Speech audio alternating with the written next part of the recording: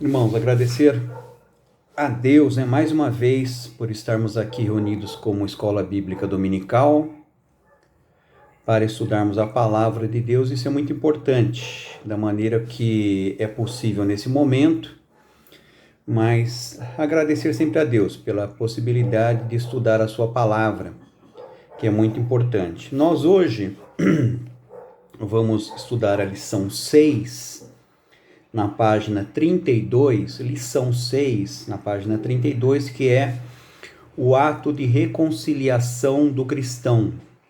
O ato de reconciliação do cristão, na nossa revista, o Sermão do Monte, um ensino desafiador, que nós temos aqui, página 32, lição 6, o ato de reconciliação do cristão. Nós temos aqui 3 textos, um texto básico em Mateus 5, 21 a 26, um texto devocional em Filipenses 2, de 5 a 11, e um versículo-chave de Mateus 5, 22.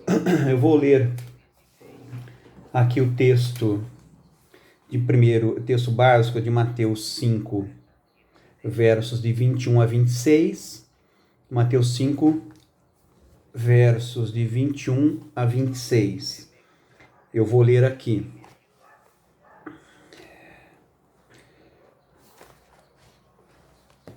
Vocês ouviram que disseram seus antepassados: não mates, e todo aquele que matar ficará sujeito ao juízo do tribunal.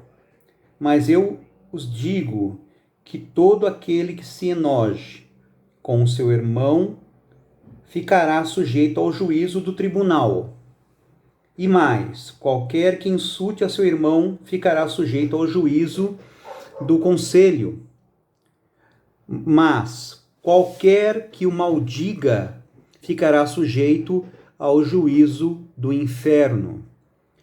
Portanto, se está apresentando tua oferta no altar, e ali recordas que teu irmão tem algo contra ti, deixa a tua oferta ali diante do altar.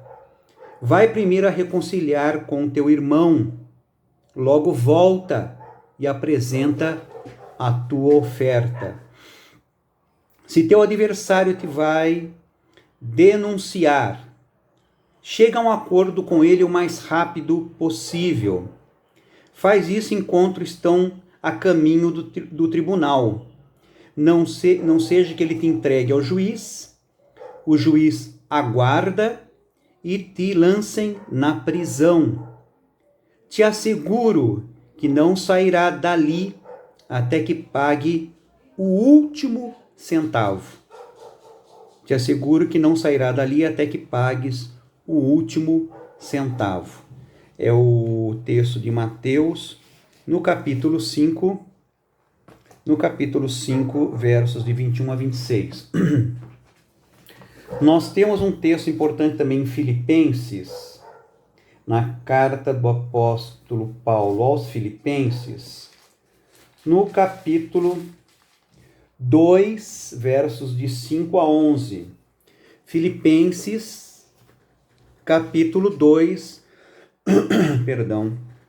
Filipenses, capítulo 2, versos de 5 até 11. Vamos ler.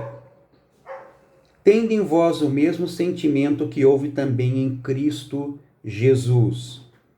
Pois ele, subsistindo em forma de Deus, não julgou como usurpação o ser igual a Deus. Antes a si mesmo se esvaziou, assumindo a forma de servo, tornando-se em semelhança de homens e reconhecido em figura humana. A si mesmo se humilhou, tornando-se obediente até a morte e morte de cruz. Pelo que também Deus o exaltou sobremaneira e lhe deu um nome que está acima de todo nome, para que ao nome de Jesus se dobre todo joelho no céu, na terra e debaixo da terra, e toda língua confesse que Jesus Cristo é Senhor, para a glória de Deus Pai. Filipenses 2, versos de 5 a 11. Filipenses 2, versos de 5 a 11. Eu vou ler aqui o texto de Mateus 5, 22, que é o versículo-chave. Mateus 5, 22, nós lemos, mas eu vou ler aqui na tradução que a revista colocou aqui na página 32, aqui na parte de cima. Lembrando que estamos com a lição 6, o ato de reconciliação do cristão, aqui na página 32 da revista. Mateus 5, 22. Eu, porém, vos digo que todo aquele que se irar contra seu irmão estará sujeito a julgamento. E quem proferir um insulto a seu irmão estará sujeito a julgamento do tribunal. E quem lhe chamar tolo estará sujeito ao inferno de fogo. É o mesmo sentido daquele texto que nós lemos em uma outra tradução, ali na tradução, na nova tradução internacional, na NVI, mas uma NVI não em português, mas eu fiz aqui a tradução. Essa aqui, no caso, é praticamente igual, porque o sentido é o mesmo. É essa questão de como tratamos também os nossos irmãos e também o nosso semelhante diante da vida, diante da vida que nos deu o Senhor. Bom, aqui também o alvo da lição é o seguinte: você irá refletir sobre o alcance que o sexto mandamento tem na perspectiva de Jesus e os seus desafios para a nossa reconciliação, porque é um desafio. Portanto, também que Jesus, ele não só nesse mandamento como em todos, ao longo da palavra de Deus, especialmente nos evangelhos, nós vemos Jesus ampliando, ele vai se aprofundando na lei e vai também dando uma amplitude a essa lei. Ele não elimina as demandas da lei, ele não elimina, pelo contrário, ele vai ampliando os conceitos ensinados pelos escribas e fariseus, ele dá uma amplitude maior, ele vai aprofundando nesse tema, exatamente como Deus gostaria que nós víssemos todas essas coisas.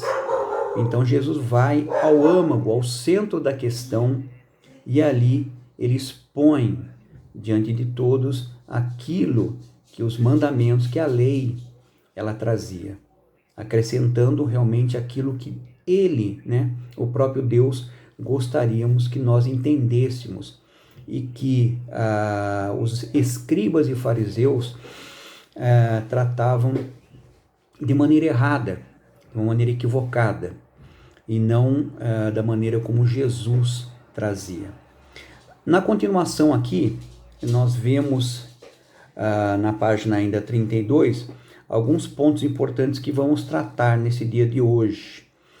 O primeiro aqui, nós vamos nessa primeira parte, antes do ponto 1, é que na última parte de Mateus 5, Jesus apresenta 5 exemplos de como as tradições e interpretações superficiais dos fariseus haviam corrompido os ensinos da lei e dos profetas, porque eles eram superficiais.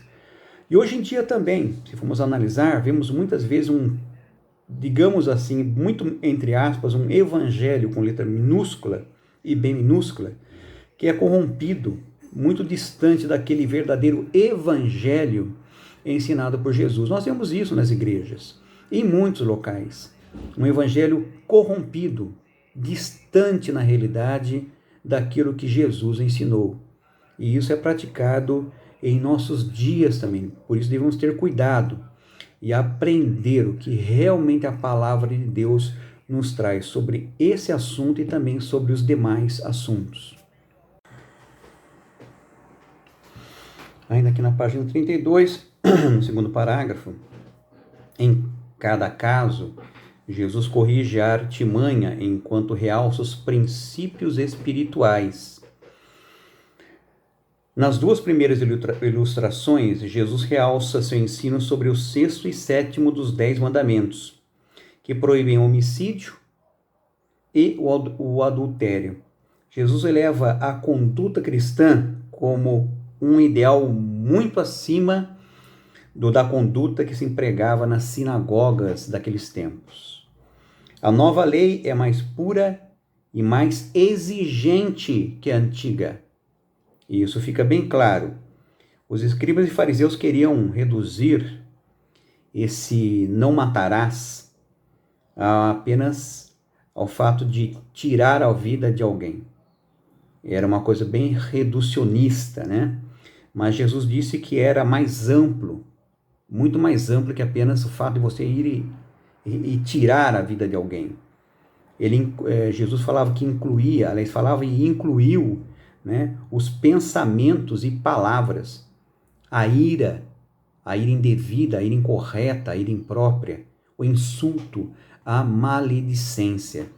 Jesus incluiu muito mais do que apenas você tirar a vida de alguém, literalmente falando. A coisa passa pela mente e pelo coração. Então isso é muito sério.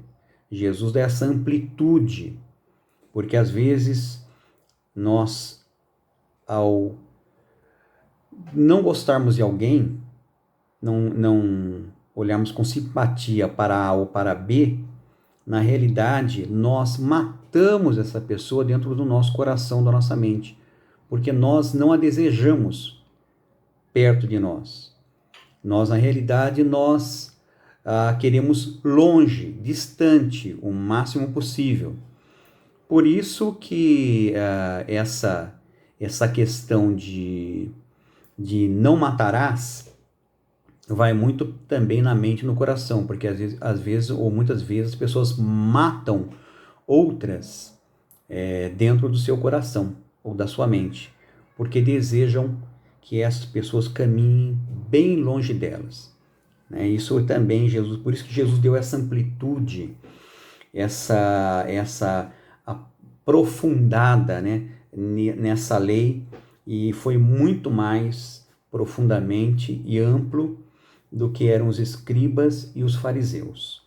No primeiro exemplo de novos princípios do reino, Jesus demonstra a sua altíssima apreciação pela vida e pela reconciliação entre irmãos, aqui no último parágrafo, na página 32, na primeira parte.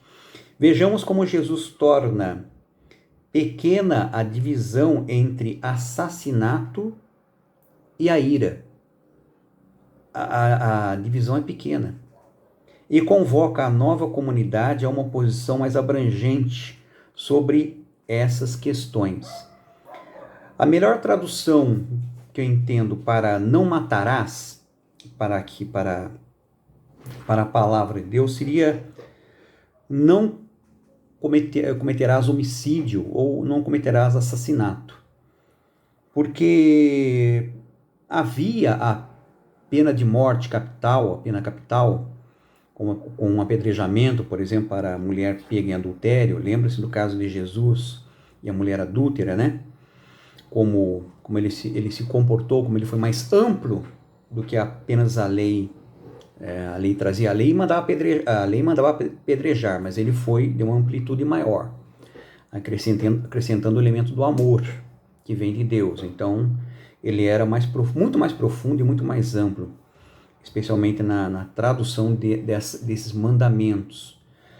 Jesus era profundamente mais amplo e plenamente profundo sobre essas coisas. Então, essa questão da pena de morte já existia para o rebelde, para o herege, para a adúltera, né? Para tantos casos. E também a morte era presente naqueles tempos antigos pelas guerras que o povo de Israel se envolvia naquela época, pelas batalhas. Então havia muita morte, porque eram guerras, eram batalhas terríveis, né? E havia pena capital também, por apedrejamento, entre tantas coisas. Então a melhor tradução seria não cometa assassinato, na verdade, porque a pena capital era era permitida. Às vezes, quando o do povo de Israel, pertencente ao povo de Israel, matava uma outra pessoa de forma acidental, e eles tinham até cidades de refúgio, para que eles pudessem ir para lá para fugir da ira dos parentes que possivelmente poderiam querer matá-lo. Então ele tinha cidades de refúgio também, está lá na lei, lá no Pentateuco está colocado. Quando o homicídio era culposo, ele tinha culpa, mas não teve a intenção de matar. Por exemplo, alguém estava treinando com uma lança, né, fazendo tiro ao alvo, lançando uma lança para treinar, né, para a guerra. E de repente ele estava lançando no alvo e alguém desavisadamente corresse, lançasse a lança, alguém correu passando em frente e acabou ele acertando uma outra pessoa com essa lança e acabou matando essa outra pessoa. É um exemplo que eu estou dando. Ele não teve intenção, mas ele é culpado, foi ele quem, né, acabou matando a pessoa. Então ele era um homicídio culposo, ele tinha como ir para uma cidade de refúgio, mas não era livre se o homicídio fosse doloso, ou seja, com intenção de matar, que foi premeditado, que foi planejado, que foi realmente um ato direto contra uma pessoa. Então, nesse caso, havia pena capital. Então, esse não matarás, quem sabe melhor fosse traduzido por não cometerá homicídio, ou não cometerá um assassinato. Seria assim, porque a pena capital existia e também a morte nas batalhas no qual Israel se envolvia eram muito comuns. Então temos que entender também, dar uma amplitude maior a essa questão que nós vemos agora, né? Nós vamos ainda na página 32, no ponto 1, o autocontrole deve vencer a ira proibida. A ira proibida, atenção, o autocontrole deve vencer a ira proibida, ou a ira indevida. Mateus 5, 21 e 22. No primeiro parágrafo aqui, a lei de Moisés, ainda na página 32, a lei de Moisés proibia matar, isso é, cometer homicídio, como falamos, Êxodo 23, Deuteronômio 5, 17. No entanto, ordenava a morte como forma de pena capital, a que estamos falando, e como forma de exterminar as corruptas tribos pagãs que estavam na terra prometida, Êxodo 32, versículo 2. Isso fica bem claro que nós já comentamos aqui. É importante no último parágrafo da página 32, não nos esqueçamos, no entanto, que Deus deu ao Estado o direito e a responsabilidade de punir os malfeitores, Romanos 13, 1. Entende? Isso fica bem claro ali, que Deus deu a responsabilidade ao Estado de punir os malfeitores. Está em Romanos 13, 1 também ali destacado. E isso nós percebemos até nos preceitos da lei. O Estado tinha o dever de punir os malfeitores, não deixar que eles ficassem sem a devida punição. Na página 33, na parte de cima, os escribas e fariseus achavam que, não cometendo homicídio, como falamos, né, estavam cumprindo todo o sexto mandamento. Jesus discordou, pois para ele a proibição incluía pensamentos e palavras, a cólera, a ira, os insultos, além, é claro, do próprio homicídio também. E abrindo um parênteses aqui também, quanto ódio, né, nós vemos entre as pessoas nesse mundo. Quanta raiva, quanta discussão, quanta discordância existe, né? Até entre os irmãos, em diversas comunidades aí que nós vemos, por brigas por poder, por cargos, por impor a sua palavra sobre a palavra de outras pessoas, né? Violência de várias formas, maledicência, entre tantas coisas. Isso é comum também, isso a comunidade chamada de cristã, ou até chamada de evangélica, isso não é diferente. Por isso temos que vigiar, orar, e realmente nos cabe obedecer. E eu sei que é difícil, mas nós temos todos elementos importantes para obedecer. Entende? Temos realmente a graça de Deus que nos capacita também a andarmos na sua palavra. E não há desculpa para nós. É importante que a gente tente, busque e se coloque à disposição para que Deus possa trabalhar, para que andemos conforme a palavra dEle e assim agrademos a Ele e realmente glorifiquemos o seu nome. Isso é fundamental. No outro parágrafo, eu, porém, vos digo, versículo 22, mostra a radicalização que Jesus fez desse mandamento. Os discípulos de Jesus não somente não devem praticar homicídio, como nem mesmo devem dar lugar à cólera, ou à ira, né? Por meio da qual poderiam destruir o irmão. É fato, a ira precede o homicídio e é destruidora das relações. Temos que atentar para isso. Nem toda ira é maligna. E até mesmo os seres humanos pecadores podem, às vezes, sentir a ira justa. Contudo, sendo pecadores, devemos assegurar que até mesmo esta ira justa seja tardia em aparecer e rápida em desaparecer. Efésios 4, 22 e 27, aqui um comentário de John Stott.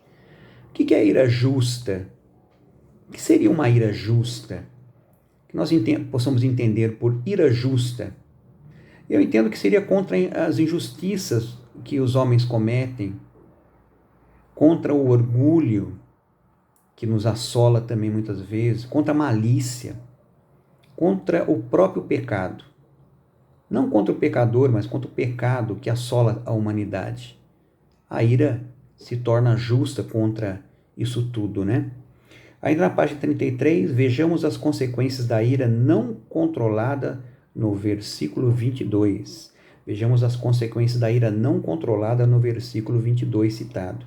No ponto A aqui, quem se ira contra seu irmão será réu de juízo. A cólera, que pode induzir ao assassinato, é uma ação tão criminosa quanto o próprio assassinato, porque você, com essa cólera, essa ira desmedida, insensata, você acaba matando o seu irmão no seu próprio coração. No ponto B, quem disser ao seu irmão tolo será réu do conselho ou sinédrio, depende da tradução aqui usada, né?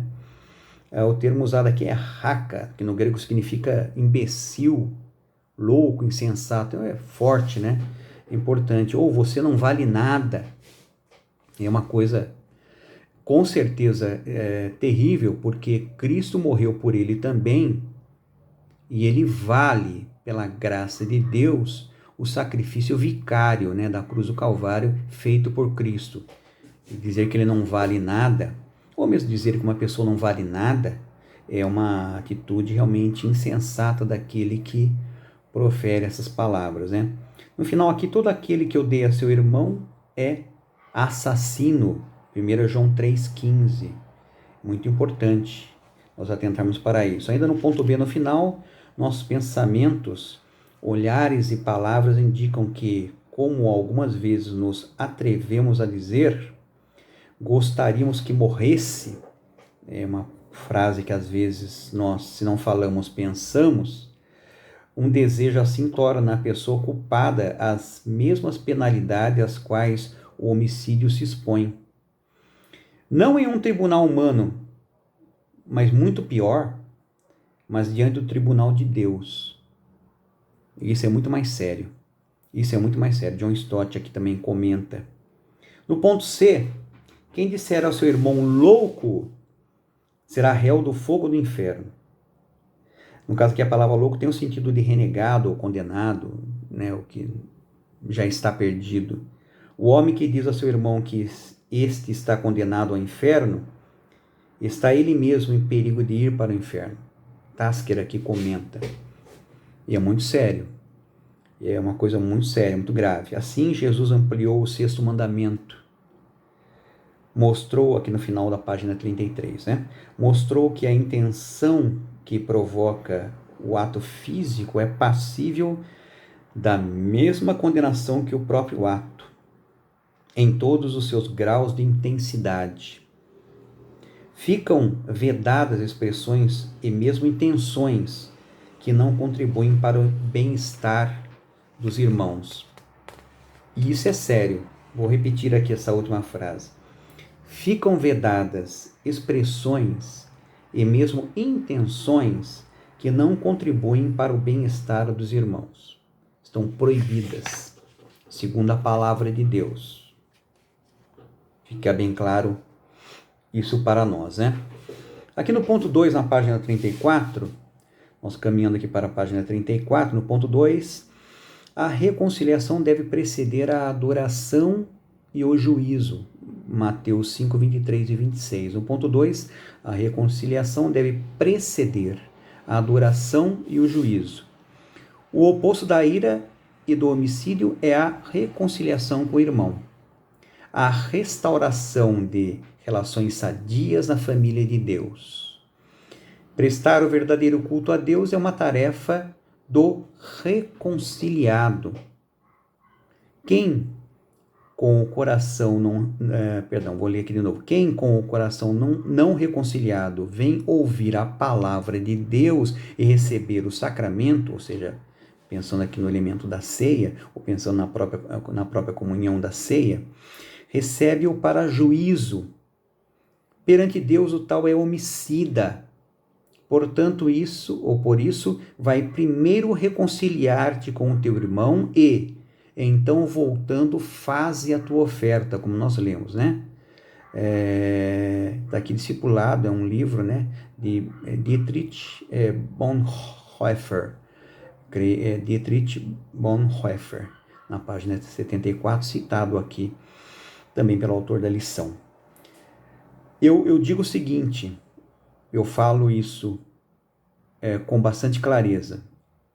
Ir à ceia do Senhor odiando ao irmão é como caminhar em direção à própria morte. Isso eu falo.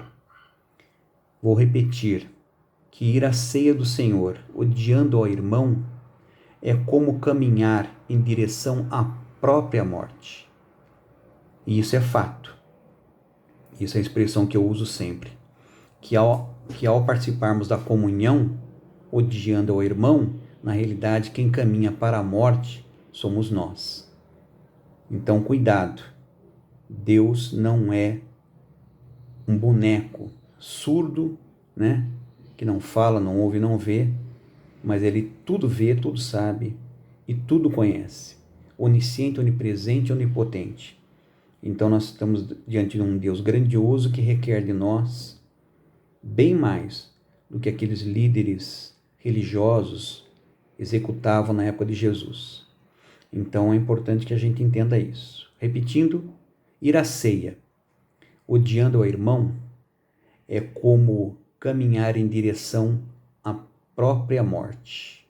Ok? Uma expressão que eu uso comumente e eu procuro tomar cuidado com isso. É importante que nós todos devamos também ter bastante cuidado com essas coisas, porque isso afeta a todos nós e afeta a comunhão da igreja.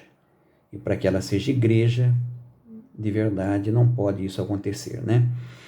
Nós vamos caminhando aqui para a outra parte da lição, ainda na página 34. Como falei, ainda na página 34, aqui no final do ponto 2, vejamos 2 conselhos quanto a essa questão por John Driver. Ponto 1. Tão logo um irmão se dê conta de sua ofensa, que trate de reconciliar-se com o seu irmão, não importando que esteja no momento mais alto do culto, porque o culto autêntico somente é possível numa comunidade de irmãos reconciliados. Caso contrário, não é culto. Versículos 23 e 24. O texto em palavras mais modernas, digamos assim, poderia ser escrito: se você estiver na igreja no meio de um culto de adoração e de repente se lembrar de que seu irmão tem um ressentimento contra você, saia da igreja imediatamente e vá fazer as pazes com ele. Não espere o culto termine. Procure seu irmão e peça-lhe perdão. Isso é importante. Primeiro vá reconciliar-se com o seu irmão, depois venha e ofereça adoração a Deus, ou a tua oferta. Isso é muito claro. No ponto 2, as ofensas devem ser esclarecidas, confessadas e perdoadas de modo concreto e sem demora. Tomar logo a iniciativa para uma reconciliação pode evitar que a situação criada pela ofensa, se degenere ainda mais e o conflito seja ainda mais grave. Por isso que quanto antes melhor a reconciliação. Efésios 4, de 26 a 27, também é um texto de referência aqui.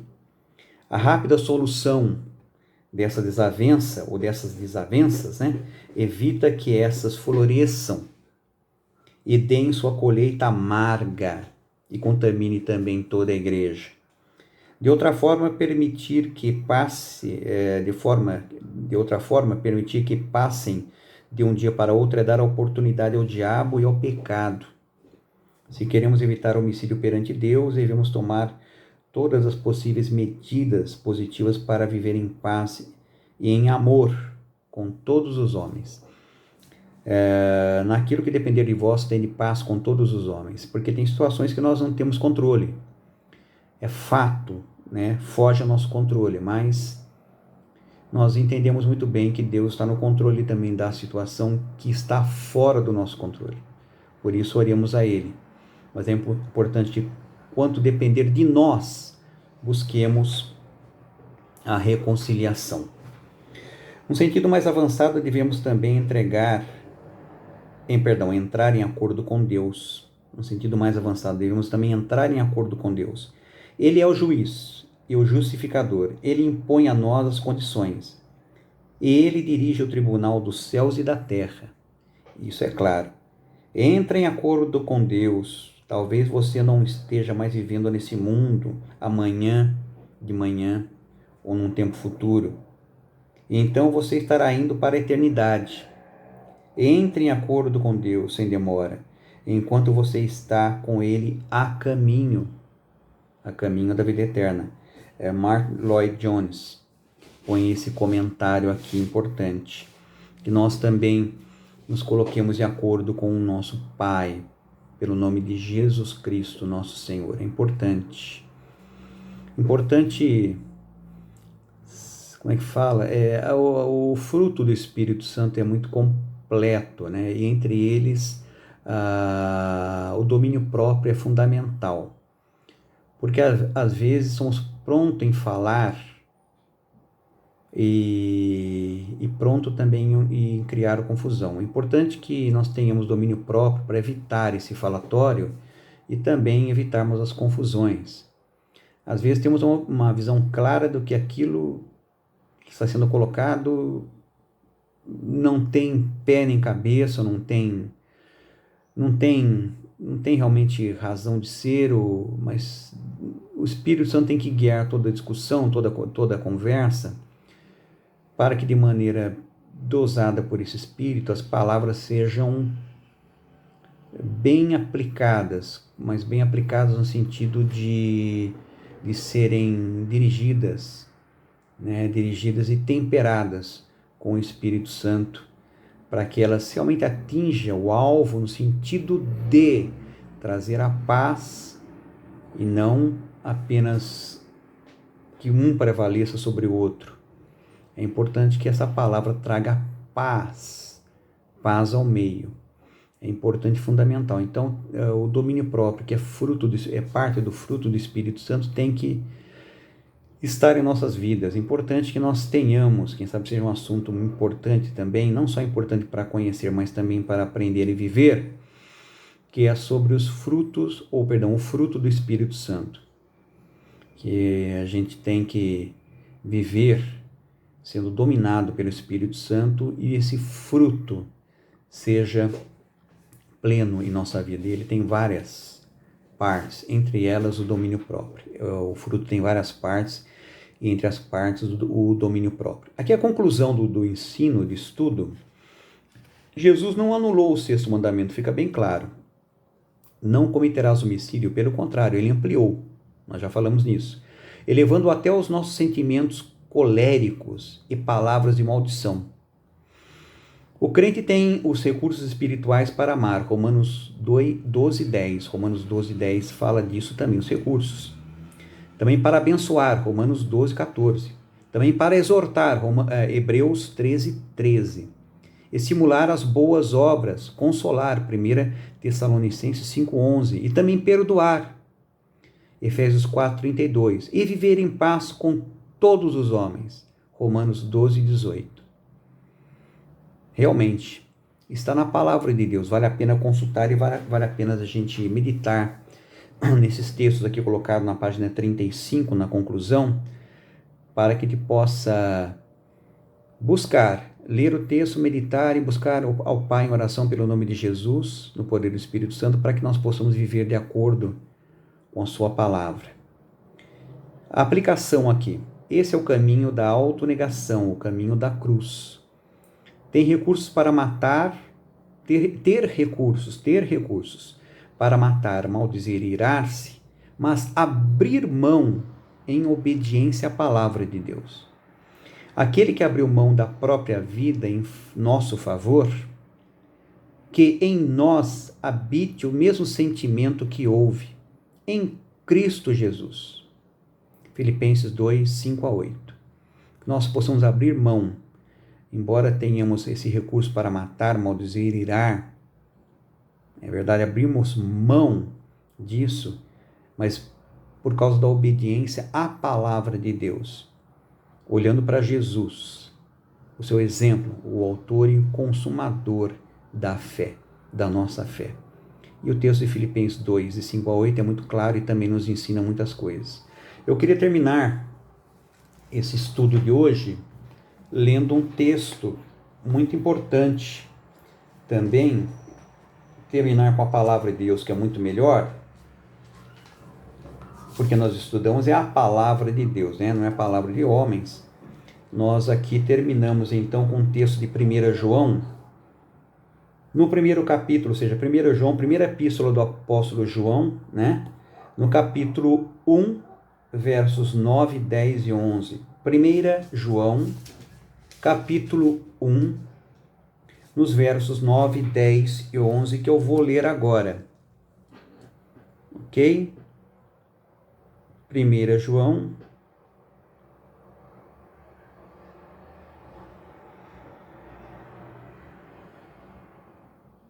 deixa eu ver se eu marquei correto.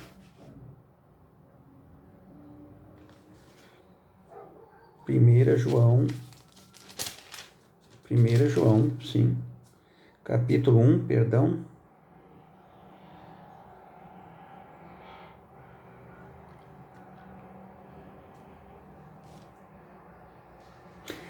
Perdão, 1 João no capítulo 2, me desculpe, 1 João, da primeira epístola do apóstolo João, no capítulo 2 de 1 João, versos 9, 10 e 11. Eu aqui na pressa acabei anotando o capítulo 1, mas é capítulo 2 de 1 João, versos 9, 10 e 11. Ok? Eu vou ler aqui agora para terminarmos essa lição. Versículo 9 do capítulo 2. Aquele que diz estar na luz e odeia seu irmão, até agora está nas trevas. Aquele que ama o seu irmão permanece na luz, e nele não há nenhum tropeço. Aquele, porém, que odeia seu irmão está nas trevas, e anda nas trevas, e não sabe para onde vai, porque as trevas lhe cegaram os olhos. Primeira epístola de João, no capítulo 2, versos de 9 até 11. A palavra de Deus é muito clara, que possamos viver de acordo com a palavra de Deus, a partir de mim, desse que vos fala, e também todos que escutam. Possamos viver integralmente essa palavra para que possamos ajudar para que essa igreja a qual estamos vinculados seja igreja de verdade, andando em santidade de acordo com a palavra de Deus. Esse é o alvo da EBD, que aprendamos a palavra, mas para ser vivida e praticada. E assim seja comigo e com todos nós. Vamos orar. Senhor Deus e Pai, te agradeço por essa oportunidade, mais uma de estarmos reunidos como escola bíblica dominical. Obrigado por essa lição, fala a nossa vida, mas que não só possamos ouvir, mas principalmente praticar. Contamos com a tua graça para isso, porque nós não temos os recursos, mas de maneira pessoal, mas encontramos todos os recursos na tua palavra e pelo teu Espírito Santo que nos ensina como andar. Então nós clamamos a ti, Pai, pela tua graça, que nos ajude profundamente a andarmos e a praticarmos a tua palavra de maneira plena, para que ajudemos assim a edificar a tua igreja nesse mundo e também especialmente a glorificar o seu nome. Muito obrigado por tudo, eu oro pelo nome santo e precioso de Jesus, Pai. Amém. Obrigado, irmãos.